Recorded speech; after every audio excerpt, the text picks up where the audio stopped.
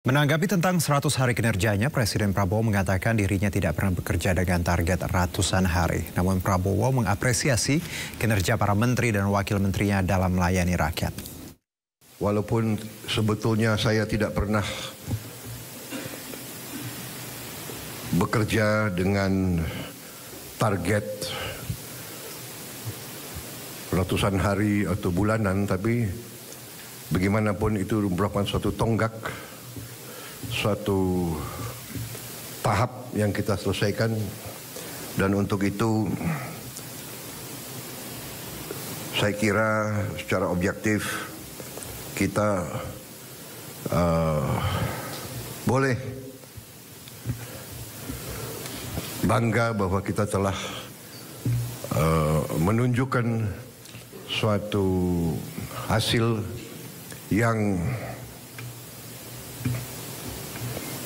menuju kepada sasaran-sasaran kita. Saya apresiasi kerja saudara-saudara sekalian. Saya merasakan dan saya menilai kabinet kita sekarang bekerja sebagai satu tim. Saya merasakan ada suatu kekompakan, suatu kerjasama yang baik. Di sana-sini tentunya masih harus kita perbaiki, itu wajar ya. Tetapi yang saya rasakan adalah semua menteri, semua wakil menteri punya keinginan yang sangat keras untuk memberi hasil kepada rakyat. Itu yang saya rasakan, dan saya ingin mengucapkan terima kasih kepada saudara-saudara sekalian. Demikianlah yang diharapkan rakyat kita. Kita berada di trajektori yang benar. Sempat menjadi polemik, pembongkaran pagar laut ilegal di perairan Tangerang hari ini kembali dilanjutkan. 1.500 personel gabungan dikerahkan untuk pembongkaran.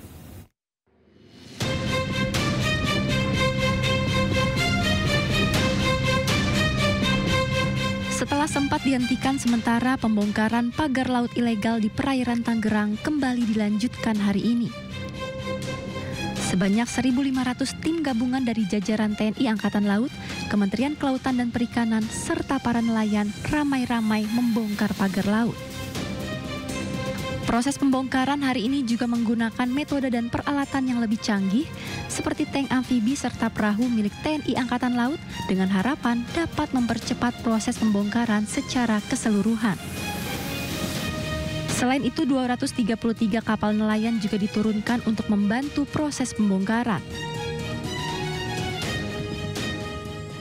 Aparat maritim yang ada, bahkan dengan DPR juga, kemudian dengan para nelayan akan membackup dan mendukung tugas pembongkaran ini. Kemudian karena ini juga sudah menjadi perintah dari Presiden dan Panglima TNI. Jadi kami akan terus melaksanakan tugas dalam rangka membantu kesulitan masyarakat, khususnya masyarakat nelayan. Dan sesuai dengan Undang-Undang TNI, Undang-Undang Nomor 34 Tahun 2004, ada tugas pokok TNI Angkatan Laut, yaitu pemberdayaan wilayah pertahanan laut, di mana beberapa kecamatan di sini adalah desa binaan di bawah Spot Maral atau staf potensi maritim Angkatan Laut. Pembongkaran pagar laut ini dilanjutkan setelah Presiden Prabowo Subianto menginstruksikan agar kasus ini diusut tuntas karena telah menimbulkan polemik. Tim Liputan iNews melaporkan. Usai menyegel dan membongkar pagar laut di perairan Tanjung Pasir, Teluk Naga, Tangerang, Banten, Kementerian Kelautan dan Perikanan kini fokus mencari pelaku pemagaran. Sementara itu, Kementerian ATR menyatakan sertifikat HGB dan hak milik pagar laut cacat prosedur sehingga akan dicabut. Pembongkaran pagar laut di Tangerang, Banten kembali dilanjutkan melalui Kementerian Kelautan dan Perikanan bersama dukungan dari aparat gabungan. Menteri Kelautan dan Perikanan Sakti Wahyu Trenggono menegaskan, pemerintah bergerak cepat menghentikan aktivitas ilegal di wilayah laut dan menjamin nelayan kembali melaut tanpa halangan. Putuskan bahwa kita sudah mencari, sebetulnya KKP itu sekali langsung melakukan penyegelan, punya waktu 20 hari untuk kemudian mencari siapa sebetulnya melakukan pemagaran. Tapi karena memang sudah desakan daripada masyarakat, nelayan, mereka juga memang harus melaut segera, maka kita sepakat secara bersama di sini, hadir di sini semua, supaya secara legal betul ya. Jadi kemudian mulai hari ini sudah dimulai beberapa hari yang lalu oleh Kesatuan TNI Angkatan Laut. Tapi hari ini secara bersama-sama dihadiri oleh semua yang memiliki kepentingan terhadap wilayah laut di sini untuk kemudian kita sama-sama mulai pembongkaran. Sementara Menteri ATR BPN Nusron Wahid akan mencabut sertifikat hak guna bangunan dan sertifikat hak milik atas pagar laut. Nusron menyebut penerbitan ratusan SHGB dan SHM tersebut cacat prosedur dan cacat material karena berada di luar garis pantai. Nusron juga menyebut ratusan sertifikat tersebut rata-rata diterbitkan pada tahun 2022 hingga 2023, yang artinya kurang dari 5 tahun, sehingga secara otomatis dapat dicabut atau batal demi hukum. Tidak boleh di dalam luar garis pantai itu menjadi private property. Karena yang namanya pantai adalah common land.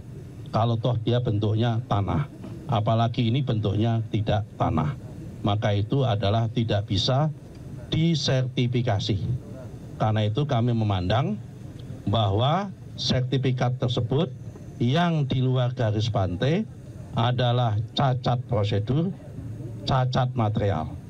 Karena cacat prosedur dan cacat material berdasarkan PP nomor 18 tahun 2021, selama sertifikat tersebut belum berusia 5 tahun, maka Kementerian ATR BPN mempunyai kewenangan untuk mencabutnya ataupun membatalkan tanpa proses dan perintah dari pengadilan.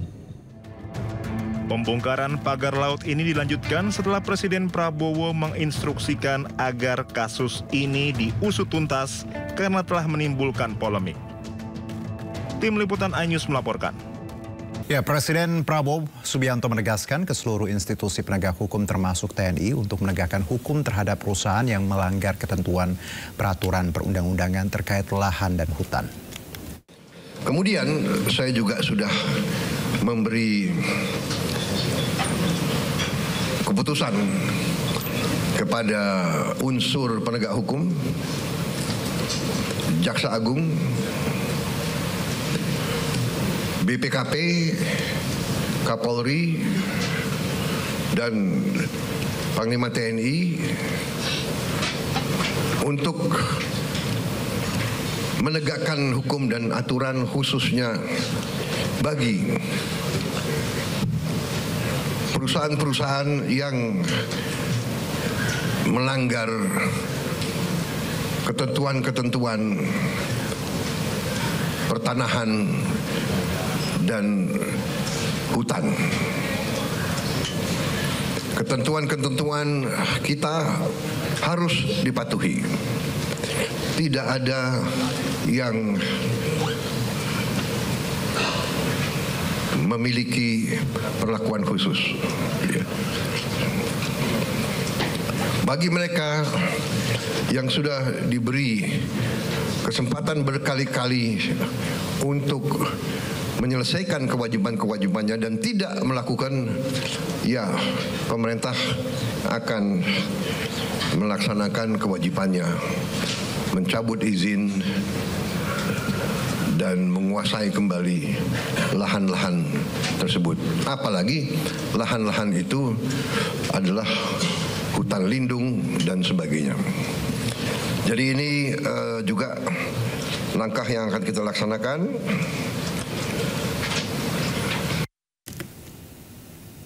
Ya, sementara itu Komisi 4 DPR RI menegaskan akan terus mengawal proses penertiban pagar laut ini. Pak Menteri ATR BPN bahwa pagar laut ini akan dicabut dan tentunya kami sangat mengapresiasi keputusan pemerintah ini yang memang sudah keputusan Presiden dan sudah dijalankan beberapa waktu yang lalu dan sekarang hari ini secepatnya akan dituntaskan dengan bantuan dari Angkatan Laut. Kemudian mengenai sertifikat yang ada sudah kita dengar dari Pak Menteri bahwa ini akan dibatalkan karena laut ini bukan milik perorangan atau milik korporasi. Ini adalah milik kita semua. Jadi yang melanggar hukum, mengkapling-kaplingkan tanpa izin, tentunya kami dari DPR, terutama Komisi 4, meminta untuk ini segera diselesaikan dan ditertibkan. Sementara itu Menko Bidang Infrastruktur dan Pembangunan Kewilayahan Agus Harimurti Yudhoyono mengaku tak tahu menau terkait penerbitan sertifikat HGB di kawasan pagar laut Tangerang, Banten karena baru menjabat sebagai Menteri ATR di penghujung kepemimpinan Presiden Jokowi. Saya tidak tahu. Berarti laporannya juga nggak ada ya Mas ya? Kenapa? Laporannya juga nggak ada. Ketika itu saya tidak mendapat laporan apa-apa. Ya sekali lagi yang kita ketahui ternyata itu sudah ada HGB-nya. Jika ada laporan ataupun ada temuan-temuan yang dirasakan tidak pas dan perlu mendapatkan atensi dari pemerintah, terutama dalam hal ini adalah Kementerian ATR BPN, tentu kita mendorong agar ini segera dilakukan penelusuran, investigasi dan juga langkah-langkah yang tepat sesuai dengan hukum dan perundang-undangan. Lembaga Bantuan Hukum dan Advokasi Publik PP Muhammadiyah telah menyerahkan 7 nama yang diduga terlibat pemasangan pagar laut ilegal ke Bareskrim Mabes Polri. Salah satunya adalah Agung Sedayu Group milik Sugianto Kusuma alias Aguan. Setidaknya kami menemukan ada 7 nama ya. 6 warga, yang 1 adalah swasta. Kemudian PT Agung Sedayu ada dulu viral itu ada pekerja bambu ya yang sedang mengerjakan pemasangan, ditanya sama warga ini dari mana? Ini apakah dari Agung Sedayu? Dijawabnya iya. Kami menduga memang ada keterlibatan dari oknum BPN karena informasi yang kami dapat itu lautan itu sudah dikapling-kapling. Ya, sudah atas nama beberapa orang. Keberadaan pagar laut di Tangerang, Banten menuai polemik. Isu reklamasi semakin kuat dengan adanya temuan bahwa kawasan yang dikelilingi oleh pagar laut telah berstatus hak guna bangunan yang telah viral di media sosial.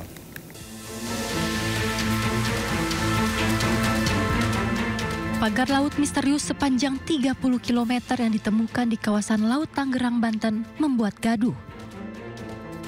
Viral di media sosial X bahwa wilayah Laut Tangerang yang dipagari dengan bambu sudah ada sertifikat hak guna bangunan. Dalam aplikasi Bumi milik Kementerian ATR BPN.go.id, salah satu wilayah pesisir yang masuk dalam kawasan terpagari dengan bambu di Kabupaten Tangerang adalah Desa Kohot. Gambar dengan bidang warna kuning menunjukkan bahwa bidang ini adalah wilayah pesisir pantai yang sebagian besar masih berupa laut, namun yang sudah bersertifikat hak guna bangunan. Dan ketika kami mencoba mengklik salah satu bidang kuning ini, maka keterangan yang muncul adalah hak guna bangunan. Pertanyaan siapa di balik keberadaan pagar laut mengemuka setelah mantan Sekretaris Kementerian BUMN Said Didu angkat bicara di media sosial. Bahkan ia pun turut aktif membongkar pagar bambu di perairan Tangerang.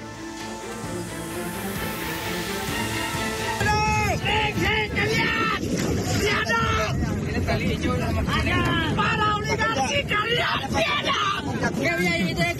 Kalian solid. Perampok negara, menyiksa rakyat.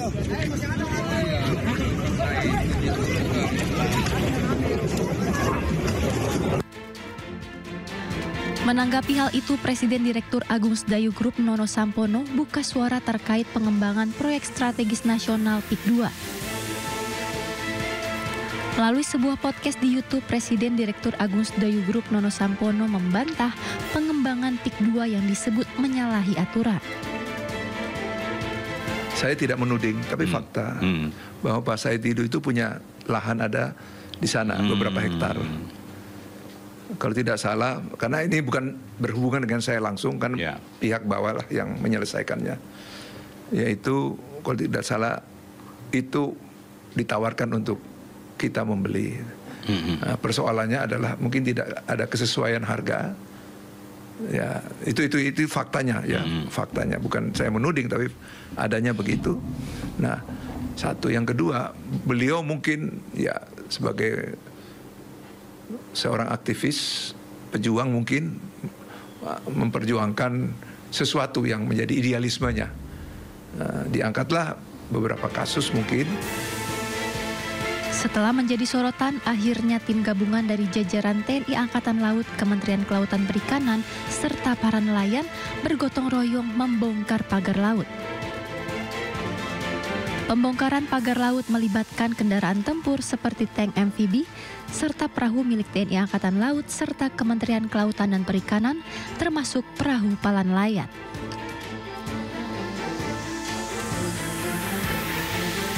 Ya, Badan Pertanahan Nasional Jawa Timur melakukan investigasi atas temuan 3 HGB yang berada di Laut Sidoarjo atas nama 2 perusahaan properti, yakni PT Surya Inti Permata dan PT Semeru Cemerlang.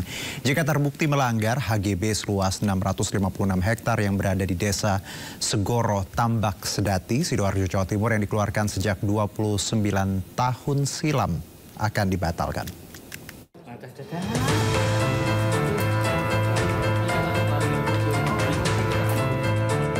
Status hak guna bangunan di Laut Sidoarjo ternyata milik PT Surya Inti Permata dan PT Semeru Cemerlang yang keduanya bergerak di bidang properti.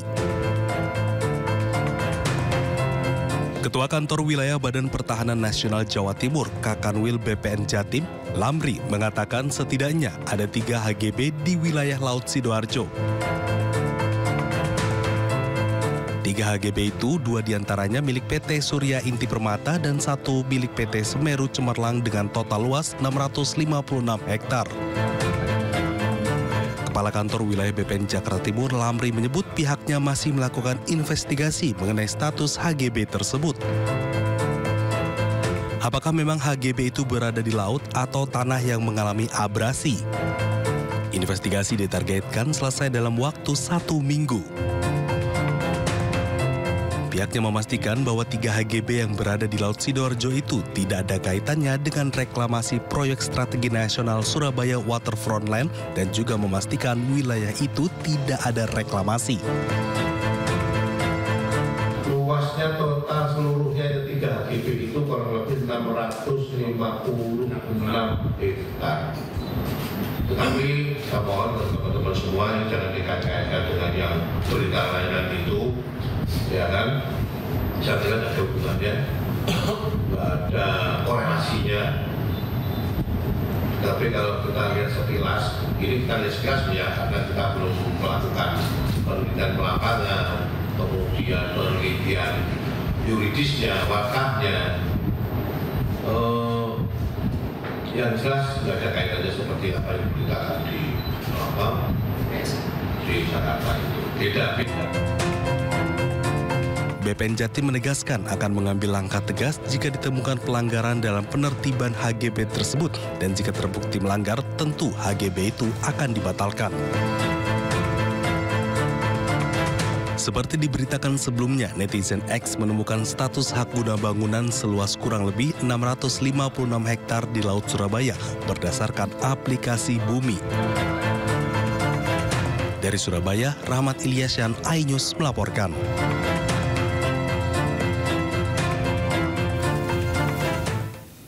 Kembali bersama kami, pemirsa, ujian nasional akan kembali digelar pada November mendatang. Namun ujian nasional kali ini hanya diperuntukkan siswa sekolah menengah atas, sekolah menengah kejuruan, dan madrasah aliyah.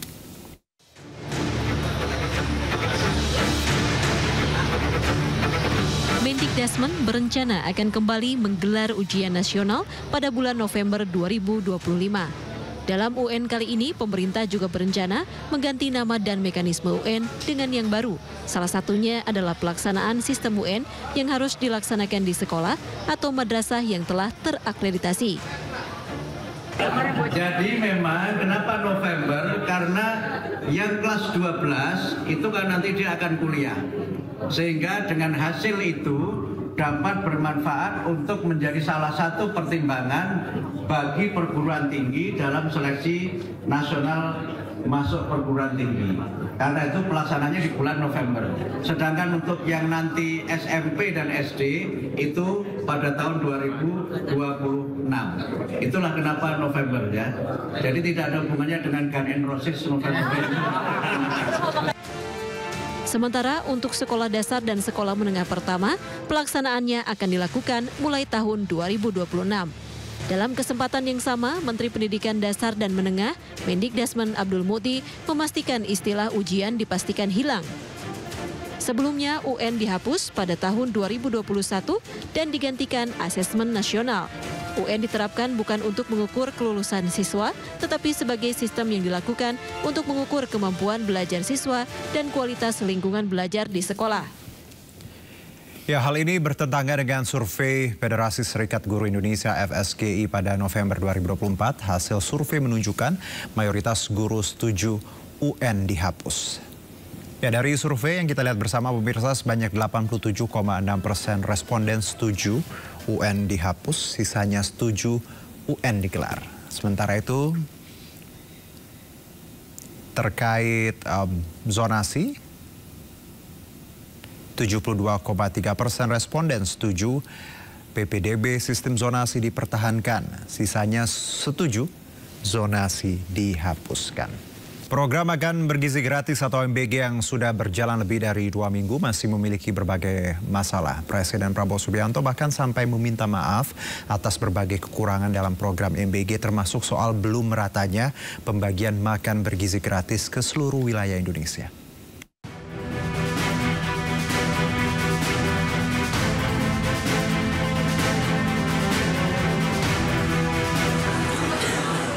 Program Makan Bergizi Gratis atau MBG sudah bergulir selama lebih dari 2 minggu sejak pertama kali diluncurkan pada Senin 6 Januari 2025. Namun, sejumlah permasalahan terus mencuat, mulai dari makanan basi, distribusi yang terlambat, hingga keterbatasan dana. Presiden Prabowo Subianto pun menyampaikan permintaan maaf atas berbagai kekurangan dalam program Makan Bergizi Gratis, termasuk soal belum meratanya pembagian makan bergizi gratis ke seluruh wilayah Indonesia. Presiden juga menekankan ketersediaan dana program Makan Bergizi Gratis bagi seluruh anak-anak Indonesia.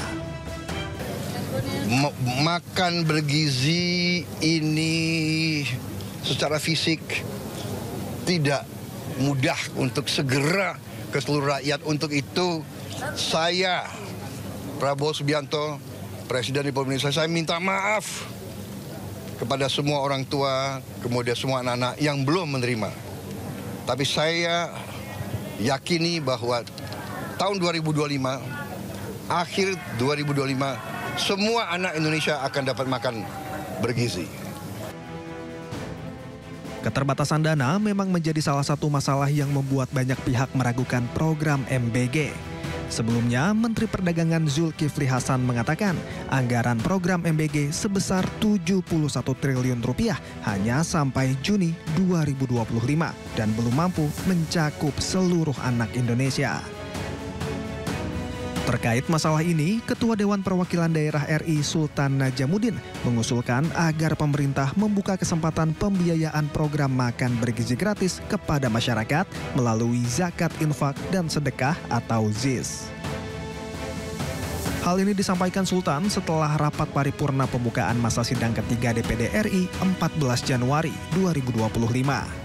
Menurutnya, pemerintah membutuhkan dukungan pembiayaan yang lebih dalam mensukseskan program ini. Sehingga partisipasi dan dukungan pembiayaan dari masyarakat jadi opsi yang perlu disiapkan pemerintah.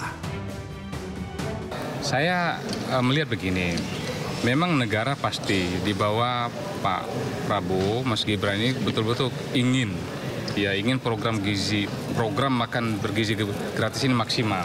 Hanya saja kan kita tahu semua bahwa anggaran kita juga tidak tentu tidak akan semua dipakai untuk makan gizi gratis. Saya sih melihat ada DNA dari negara kita, DNA dari masyarakat Indonesia itu kan dermawan, gotong royong. Nah, kenapa enggak ini justru kita manfaatkan juga? Contoh, ya, bagaimana kita menstimulus agar masyarakat umum pun terlibat di program makan gizi gratis ini.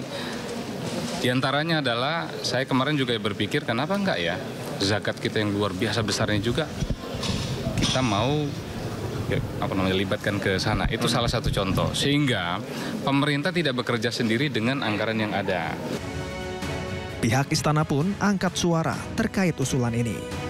Pemerintah sudah menyiapkan anggaran sendiri untuk program makan bergizi gratis, sehingga tidak perlu mengambil anggaran dari pos lain, apalagi dari dana zakat. Ya apa ya seperti itu, ya enggak kan, gunanya zakat itu bukan untuk itu. Karena Presiden sudah berniat baik dengan tulus untuk memberikan terbaik untuk bangsa Indonesia kepada siswa-siswa, pondok pesantren, ibu hamil untuk menyelenggarkan. Dan beliau sudah anggarkan sejumlah 71 triliun itu. Jadi tidak mengambil ke dana yang lain-lain. Beliau sudah betul-betul loh luar biasa. Jadi tidak ada yang bilang ngambil dari mana tadi? Zakat. Zakat apa? Wah, itu sangat memalukan itu ya. Bukan seperti itu kami. Ya. Jadi saya kira itu ya. Terima kasih ya. Di samping bantahan dari pihak istana, usulan agar anggaran makan bergizi gratis diambil dari dana zakat juga mendapat kritik dari masyarakat. Banyak pihak menilai usulan tersebut tidaklah tepat. Untuk mengevaluasi berbagai permasalahan terkait program makan bergizi gratis, Presiden Prabowo Subianto mengambil sejumlah menteri untuk mengikuti rapat terbatas di Istana Kepresidenan Jakarta pada Jumat 17 Januari 2025. Menurut Kepala Badan Gizi Nasional Dadan Hindayana, secara khusus Ratas membahas soal evaluasi makan bergizi gratis yang telah berjalan selama 10 hari. Satu hal yang paling membuat Pak Presiden ingin melakukan percepatan karena beliau sangat concern dengan tuntutan anak-anak yang belum kebagian makan bergizi. Jadi ini satu hal yang mengusik kalbu beliau sehingga kami dikumpulkan untuk melakukan proses percepatan-percepatan yang perlu dilakukan, dan ini dilakukan lintas sektoral. Mulai dari perencanaan di Bappenas, bantuan Kementerian Pertahanan, TNI Polri, Menteri Desa, Menteri Koperasi, Menteri UMKM, Menteri Dalam Negeri, kemudian Menteri BUMN dan lain-lain, supaya kami bisa segera melayani lebih banyak lagi anak di seluruh Indonesia, termasuk ibu hamil, menyusui dan anak balita. Selama lebih dari 2 minggu berjalan, makan bergizi gratis menyasar 31 provinsi dan mencakup 220 satuan pelayanan pemenuhan gizi atau SPPG dengan 650.000 penerima manfaat. Ditargetkan bulan Agustus akan melayani 6 juta penerima manfaat. Tim Liputan, iNews melaporkan. Pemerintah menargetkan swasembada pangan nasional pada 2025. Tanam jagung 1 hektar digelar di beberapa daerah dengan memanfaatkan lahan tidur maupun lahan produktif.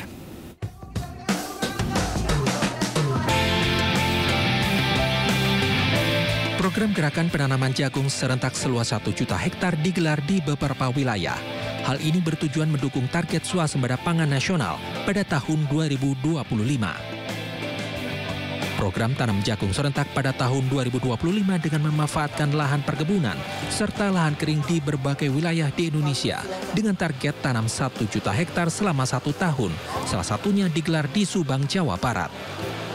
Arahan Bapak Presiden Republik Indonesia menyampaikan, memerintahkan kepada kita semua agar mencapai swasembada dalam waktu yang sesingkat-singkatnya, secepat-cepatnya, khususnya padi dan jagung. Dan kami mendapatkan tugas untuk bisa melaksanakan swasembada di bidang jagung dengan target penanaman 1 juta hektar selama 1 tahun. Swasembada pangan merupakan salah satu program Astacita Presiden Prabowo Subianto, selain swasembada energi hingga ekonomi kreatif. Dari Subang, Jawa Barat, Yudi Heriawan Juanda, iNews melaporkan. Menanggapi tentang 100 hari kinerjanya, Presiden Prabowo mengatakan dirinya tidak pernah bekerja dengan target ratusan hari. Namun Prabowo mengapresiasi kinerja para menteri dan wakil menterinya dalam melayani rakyat. Walaupun sebetulnya saya tidak pernah bekerja dengan target ratusan hari atau bulanan, tapi bagaimanapun itu merupakan suatu tonggak, suatu tahap yang kita selesaikan, dan untuk itu saya kira secara objektif kita boleh bangga bahwa kita telah menunjukkan suatu hasil yang menuju kepada sasaran-sasaran kita. Saya apresiasi kerja saudara-saudara sekalian. Saya merasakan dan saya menilai kabinet kita sekarang bekerja sebagai satu tim. Saya merasakan ada suatu kekompakan, suatu kerjasama yang baik.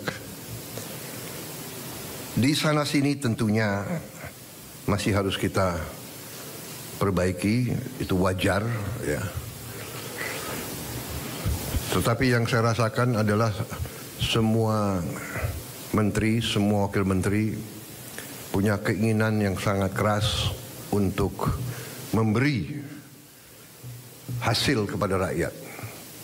Itu yang saya rasakan, dan saya ingin mengucapkan terima kasih kepada saudara-saudara sekalian. Demikianlah yang diharapkan rakyat kita. Kita berada di trajektori yang benar. Dan untuk membahas klaim Presiden Prabowo yang menyebut timnya hebat dalam 3 bulan menjabat, kami sudah bersama Wakil Ketua Umum Partai Gerindra Rahayu Saraswati dan juga analis politik Pangi Syarwi. Selamat malam, Assalamualaikum Mbak Sarah, Bang Pangi. Waalaikumsalam. Selamat malam. Ya, dengan Juno di studio, Mbak Sarah, Bang Pagi. Terima kasih sudah bergabung bersama kami. Saya izin Mbak Sarah, saya ke Bang Pagi terlebih dahulu ya. Bang Pagi, kalau kita lihat ya klaim Pak Prabowo bahwa kita tahu sudah sesuai dengan pencapaian diharapkan masyarakat. Apakah klaim ini sesuai dengan pencapaian yang diinginkan masyarakat, Bang Pagi? Iya, tentu dengan adanya 100 hari ini bukan waktu yang singkat dan tidak lama juga. Ini juga menjadi approval rating ya. Kalau bicara tentang level confident terhadap pemerintahan Pak Prabowo Gibran ini, tentu ini menjadi trust yang angin segar. Ada tingkat kepuasan 80% baru 90 hari kerja misalnya. Atau baru hampir mendekati 100 hari. Ini kan luar biasa, menurut saya ini gebrakan yang hampir Pak Jokowi tidak pernah mencapai target 80% di 100 hari kerja kabinetnya. Nah ini di satu sisi ini adalah angin segar bahwa ada memulihkan kepercayaan publik itu tidak mudah selama ini, tetapi ternyata di pemerintahan Pak Prabowo trust building memulihkan, membangkitkan animo kepercayaan dari distrust menjadi trust building itu terbangun dengan baik di era Pak Prabowo. Nah cuma memang saya lihat ada menteri juga pada saat sama menjadi beban bagi presiden, banyak kontroversial, bahkan ada juga beberapa menteri urusan rumah tangganya saja nggak beres ya, ribut di sana di sini. Ini kan juga menjadi bising akhirnya menjadi beban bagi presiden. Saya katakan ini jadi menteri yang tidak berguna bagi rakyat. Gitu. Nah, ini sementara biaya yang dikeluarkan nggak main-main untuk membiayai kementerian ini. Saya ke Mbak Sarah. Kita bicara tadi trust building dan ya kita tahu leadership seorang Pak Prabowo, communication skillnya luar biasa. Anda melihat apakah angka 80% ini disebabkan tadi banyak hal termasuk dengan kemampuan Pak Prabowo, tapi juga Mbak kita tidak menutup mata ada mungkin wakil-wakil ya, para pembantu yang tadi ya disebutkan tadi. Bagaimana Mbak Sarah? Silakan. Ya, pertama bahwa ini apresiasi bagi para menteri yang sudah sangat luar biasa bekerja. Kami kenal baik beberapa dari mereka sebagai Wakil Ketua Komisi 7, tentunya juga para mitra kami. Banyak kami mendengar bagaimana mereka tidak tidur. Jadi bekerja siang dan malam. Itu karena memang mungkin sebuah contoh yang diberikan oleh seorang Presiden Prabowo Subianto, bagaimana beliau pun juga memang kinerjanya atau cara kerja beliau itu seperti itu. Sehingga mau tidak mau itu semua yang ada di kabinet beliau harus mengikuti cara kerja beliau. Itu yang pertama. Jadi memang apresiasi bahwa mereka kerja keras. Tapi tentunya ada catatan yang Pak Prabowo sampaikan bahwa apa yang mereka capai ini sebenarnya juga konsekuensi dari kerjasama dengan pemerintah yang sebelumnya. Banyak yang menjadi pencapaian sekarang sebenarnya sudah dikerjakan dari jauh-jauh hari, seperti untuk pembangkit listrik dan seterusnya. Walaupun tentunya ada banyak pencapaian yang bisa dikatakan memang akibat atau berkat dari dorongan yang sangat keras dari Pak Prabowo, termasuk salah satunya tadi yang baru saja kita lihat adalah swasembada pangan. Itu yang tadinya harusnya 3 sampai 5 tahun, itu bahkan istilahnya sekarang harus bisa diselesaikan dalam waktu 1 tahun. Oke, tapi kalau tadi Mbak Sarah disebutkan Bang Pangi, kalau terkait tadi trust building memang tadi luar biasa perbaikannya. Riak-riak tadi Mbak Sarah punya komentar tidak? Kita tahu kan Mbak Sarah juga pasti tahu sosial media luar biasa menyoroti bagaimana para pembantu. Ya, Presiden, silakan. Kebetulan juga dari organisasi yang saya pimpin Tidar, kami memiliki satu platform Tidar Mendengar. Dan itu keluhan ataupun juga aspirasi dari masyarakat sangat luar biasa. Jadi kami pun juga mengikuti perkembangan yang terjadi. Ya tentunya ini bagaimanapun juga tidak ada satu orang pun yang istilahnya sempurna. Tentunya ini menjadi catatan, pasti akan dievaluasi. Namun yang paling penting adalah harus bisa memberikan hasil. Tadi yang Pak Prabowo sampaikan. Bukan berarti kalau misalkan nanti ada perubahan pun itu artinya tidak atau artinya akan ada perubahan dari policy. Tidak, kebijakan pasti akan terus berjalan. Tetapi siapa yang bisa untuk mendeliver, siapa yang bisa untuk memenuhi ekspektasi dan juga tentunya KPI-nya harus jelas. Jadi terlepas dari persoalan pribadi ya, yang mungkin pasti akan riak tadi ya digunakan kata tersebut. Bagaimana mungkin efeknya, domino efeknya dari persoalan pribadi itu mungkin akan berdampak. Tapi sebenarnya yang harus menjadi catatan, selama itu tidak mengganggu kinerja, selama juga ya jangan menjadi contoh yang buruk. Kalau misalkan itu akhirnya mengganggu dan akhirnya menjadi contoh yang buruk, bahkan itu kan yang kami dengar ada dugaan kekerasan, ya jadi ada unsur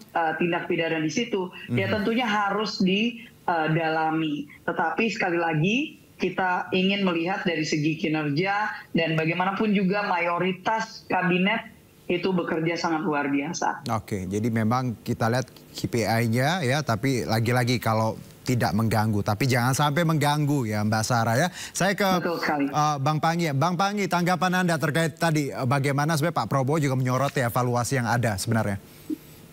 Iya, Mas Juna, apa yang Mbak sampaikan Mbak Sarah memang kan persoalan tadi apa yang menjadi janji kerjanya Pak Prabowo itu harus menjadi komitmen dari para menteri. Makanya kan disampaikan Gibran juga menarik tuh. Oh, tidak ada visi menteri, yang ada visi presiden. Nah, janji politiknya Pak Prabowo itu setahu saya ada berapa poin, misalnya swasembada pangan, kemudian soal makan siang gratis, soal misalnya bagaimana Pak Prabowo menyelesaikan. Ini sudah mulai terasa gitu bagaimana trickle dan efek bahwa setiap kebijakan langsung dirasakan oleh masyarakat dan tingkat kepuasan itu tinggi di situ. Misalnya komitmen presiden untuk mewujudkan makan siang gratis ya, dengan kemudian ada juga yang pesimis yang sebelumnya terlihat hari ini sudah ada aura optimis gitu, meskipun ada selentingan ucapan dari keuangan negara yang terbatas sehingga harus dari zakat misalnya. Kemudian token 50% kemarin itu sudah sangat dinikmati oleh masyarakat. Bagaimana mereka membayar listrik dipotong 50%, termasuk kemudian ada wacana medical check up yang gratis bagi masyarakat. Kemudian pajak yang sebelumnya ada keinginan sudah terlanjur legasi di pemerintahan sebelumnya 12% itu ditekan. Kemudian Pak Prabowo dengan yakin bahwa beliau mengambil risiko politik yang cukup besar juga, beliau akhirnya memutuskan itu 12% hanya untuk barang-barang mewah. Itu kan keberanian beliau bahwa beliau memang berpihak kepada tidak hanya korporasi, tidak hanya bisnis, tidak hanya APBN. Meskipun pada saat sama ya akhirnya kan beliau memutuskan 12% itu hanya barang mewah, tapi masyarakat tetap 11%. Tapi pada saat yang sama tantangan bagi presiden juga besar pada persoalan BPJS kita hari ini misalnya. Udah mulai banyak tuh list-list penyakit yang sudah tidak ditanggung oleh negara. Nah ada menteri yang ngomong, itu menurut saya kan menteri menjadi, itu yang saya sampaikan, menteri yang akhirnya kok nampaknya nggak fair menterinya ngomong gitu, diminta kepada masyarakat untuk membuat asuransi swasta gitu kan. Nah ini kan nggak fair, nggak pas menurut saya menteri berpolemik, punya sentimen yang tidak key performance indikatornya nggak jelas juga gitu. Ketika mereka menyampaikan statement itu juga itu sentimennya mendowngrade pemerintah.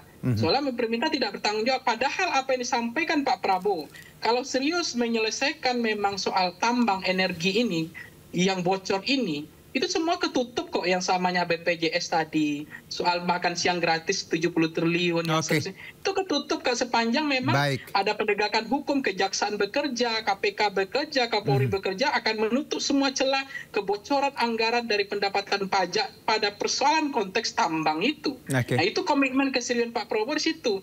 Cuma nampaknya saya lihat Pak Prabowo juga agak kesulitan nampaknya ruang geraknya.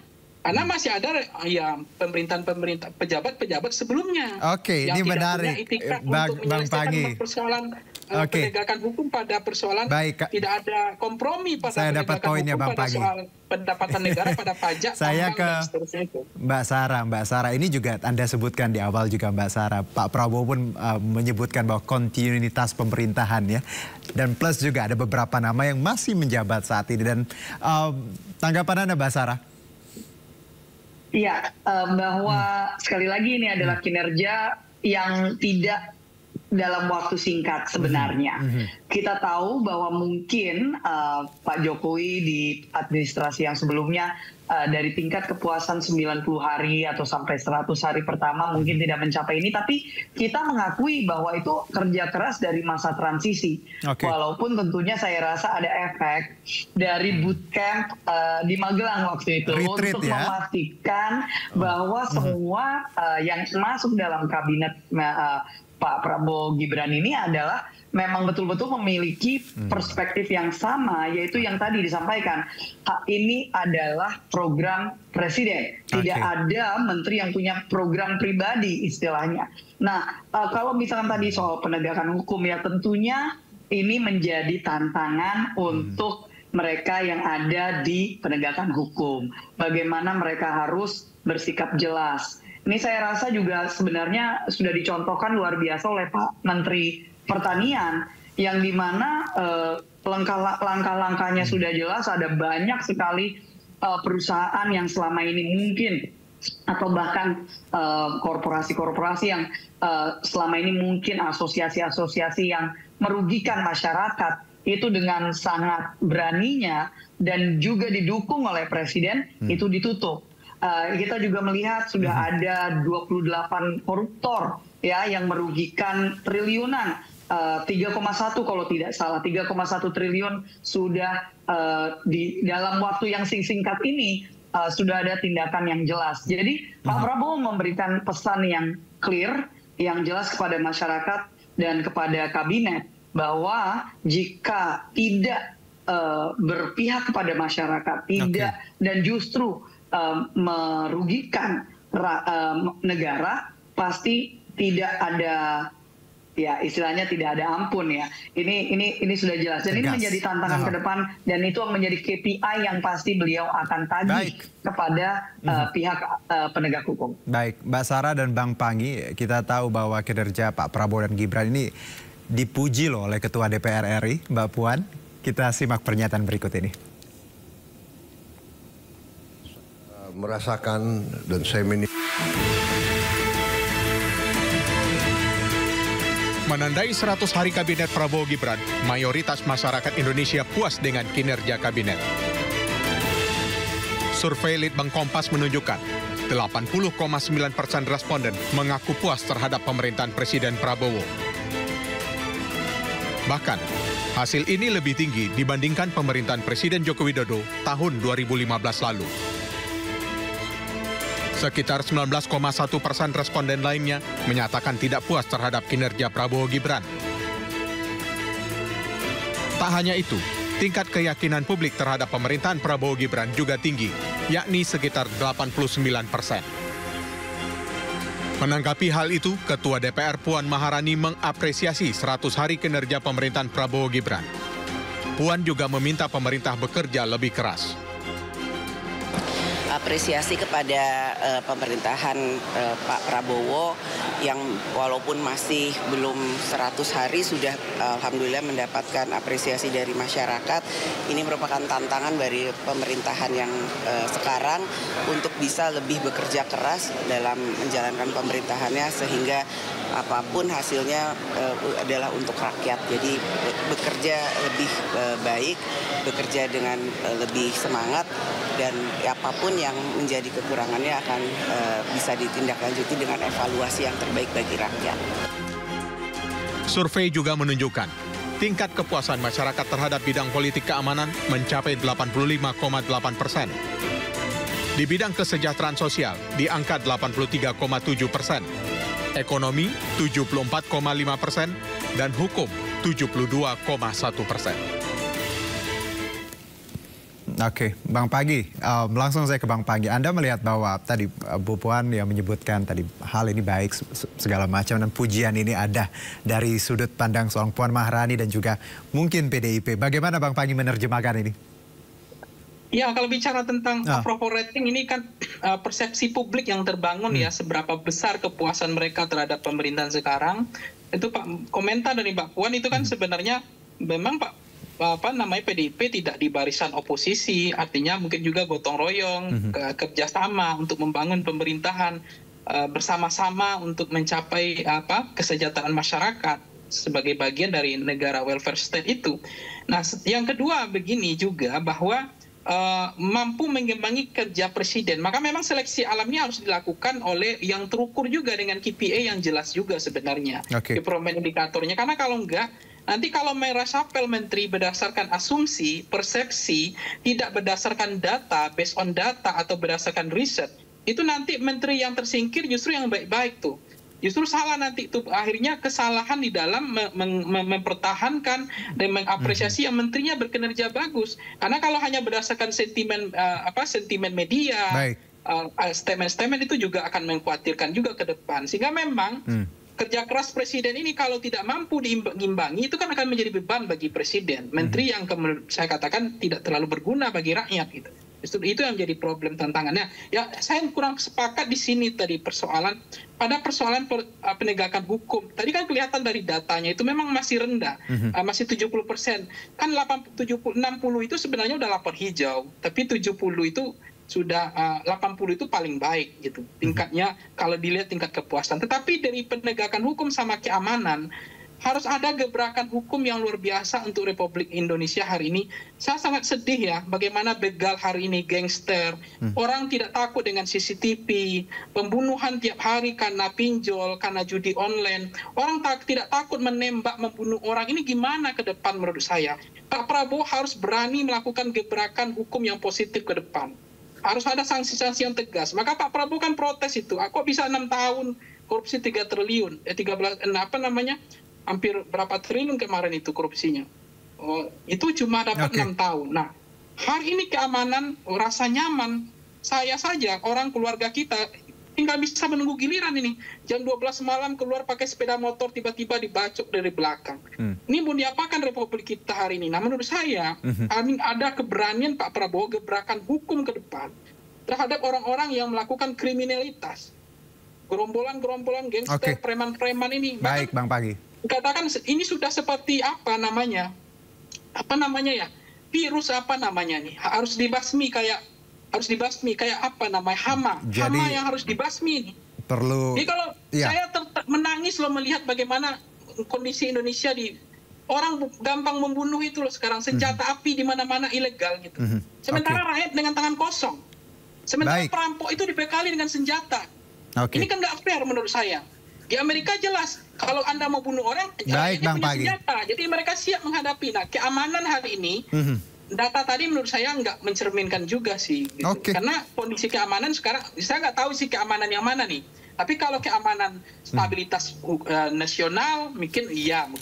Saya tidak terancam. Tapi keamanan rakyat baik ini Bang Pagi, kita dapat poinnya. Mbak Sarah, monggo. Ya, ini kan kalau misalkan kita lihat juga data yang menyeluruh itu yang tadi tidak ditunjukkan bahwa kepuasan yang terutama untuk penegakan hukum, Bang Pangi, itu memang meningkat. Jadi walaupun mungkin ya pasti masih ada kurangnya, itu pun juga diakui oleh Pak Prabowo bahwa kita masih ada catatan-catatan, masih harus ada perbaikan itu dari segala sisi ya untuk terutama yang memang di-highlight oleh Pak Prabowo pun juga adalah dari segi keamanan, dari segi penegakan hukum. Itu yang utama. Sehingga di sini ada kesepakatan bahwa memang itu menjadi, dan itu pun juga saya highlight tadi, bahwa itu menjadi catatan dan tantangan untuk penegakan hukum ke depannya. Walaupun tetap saja kita juga harus melihat bahwa ada gebrakan-gebrakan yang sudah dilakukan, tinggal ini ya menjadi catatan untuk pihak hakim-hakim misalnya yang mengambil keputusan yang mungkin tidak dianggap mencerminkan keadilan, apakah itu oleh masyarakat maupun oleh bahkan Bapak Presiden. Tapi kan ini kan kalau kita bicara trias politik ya itu kan satu beliau ada di eksekutif, tentunya untuk judicial sistemnya itu yudikatifnya itu ada sendiri, sehingga kita memang harus melihat ke situ bagaimana penegakan hukum tentunya dari segi keadilan yang ada di kehakiman ini. Mbak Sarah, terima kasih untuk waktunya diskusi singkat ini. Bang Pangi juga sehat-sehat untuk kita semua. Optimisme itu harus kita terus pelihara untuk Indonesia yang jauh lebih baik. Terima kasih. Wassalamualaikum. Selamat malam. Malam. Waalaikumsalam. Mbak Sarah. Selamat malam. Malam Bang Pangi. Kita ke informasi berikutnya. Pemirsa, Komisi 2 DPR dan Kementerian Dalam Negeri sepakat bahwa kepala daerah hasil Pilkada serentak 2024 yang tidak berperkara di MK akan dilantik 6 Februari 2025. Kesepakatan ini diambil dalam rapat kerja Komisi 2 DPR RI bersama Kemendagri, KPU, Bawaslu, dan DKPP hari ini. Nantinya pelantikan kepala daerah yang tidak bersengketa di MK akan dilakukan secara serentak 6 Februari 2025. Sementara untuk wilayah yang hasil pilkadanya masih bersengketa di MK, maka pelantikan kepala daerah terpilih dilakukan setelah ada putusan dari sidang perselisihan. Adapun perkara perselisihan hasil pilkada serentak 2024 paling lambat diselesaikan MK pada 15 Maret 2025. Nah, ini jangan sampai nanti ada moral hazard, mutasi-mutasi yang transaksional, yang nggak bagus lah. Nah, sehingga dengan adanya rapat tadi dari KPU, Bawaslu, DKPP, pemerintah, dan saya kira semua fraksi menyampaikan semuanya setuju pada pilihan 2 tahapan serentak, yaitu 6 Februari ya, untuk yang nggak ada sengketa, gubernur, bupati, wali kota, semua dilantik serempak di satu hari yang sama oleh presiden bagi yang tidak ada sengketa, kecuali daerah istimewa. Bahwa secara yuridis kami tidak ragu sama sekali untuk mengusulkan tanggal 6 ini untuk dilakukan pelantikan serentak, dan saya kira ini juga adalah satu sejarah baru bagi Indonesia. Bukan hanya pilkadanya yang serentak, tapi pelantikannya serentak dan dilakukan oleh Presiden. Pak Mendagri tadi bahkan mengatakan mungkin dalam sejarah bangsa kita